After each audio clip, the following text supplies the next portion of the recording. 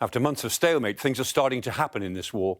Alex Rossi reported on the new phase of this battle for Bakhmut, concentrating in the south, where the Ukrainians are pushing hard to keep the access road open.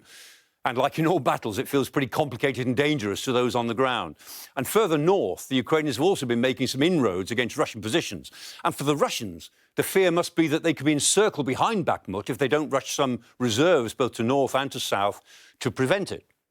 But of course, this is only one small section of a battlefront that is potentially over 600 miles long. Now, we don't know where the main Ukrainian punch may come, but the Russians clearly think that it might come in the south because they're building some very big defences, shown here in red. They obviously think that they've got something really important to defend in that southern area. Any Ukrainian offensive is only possible with the help of the West, and the latest figures up to the end of February show over £75 billion worth of aid has been committed. £75 billion. And the UK has given the second most of that total. So there's a lot of it. But it's all come in stages, now and again, dribs and drabs, as some see it, which is less than ideal.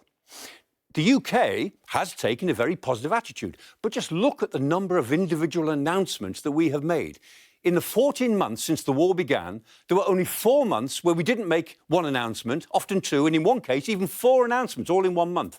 And these announcements were all separate announcements of discrete packages of military aid that we intended to give. And the point the Ukrainians keep making is if the West had only committed earlier and more clearly what they were prepared to do, then they, the Ukrainians, would now be in a very different position. However, we are where we are. We think that the Ukrainians have around 12, maybe up to 16 brigades of infantry, mechanised infantry, and most importantly, armour brigades. And the way these elements work together and are used by Ukraine will be the key in the coming months to their success or lack of it. And for all of this, the Ukrainians still say they need Western jets. They feel that air superiority, and they're not wrong about this, will decide who will win in any given battle space. Now, some Western politicians think that Zelensky is actually crying wolf over the F-16s.